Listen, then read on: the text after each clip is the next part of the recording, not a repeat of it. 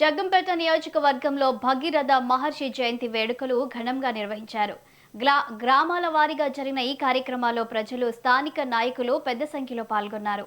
ఆయా గ్రామాల్లో నిర్వహించిన వేడుకలకు జగ్గంపేట ఎమ్మెల్యే జ్యోతిల నెహ్రూ హాజరై భగీరథ మహర్షి విగ్రహాలకు పూలమాలలు వేసి ఘన నివాళులర్పించారు. ఈ సందర్భంగా భగీరథ మహర్షి జీవిత చరిత్ర సమాజానికి పట్టుదల, సంకల్పం ఎంత ముఖ్యమో తెలియజేస్తుందని ఎమ్మెల్యే జ్యోతిల నెహ్రూ పేర్కొన్నారు.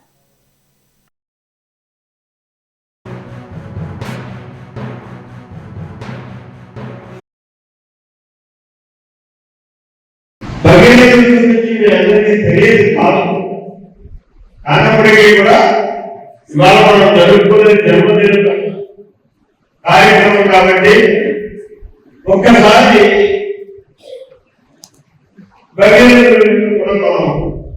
ఎందుకు ఈ జన్మదిన కార్యక్రమం మనం నిర్వహించుకోవాల్సి జన్మదినాన్ని అధికారిక జన్మదినంగా ప్రకటించడం ఏంటి అని విమర్శించేవాళ్ళు, ఆలోచన చేసుకోవాలి.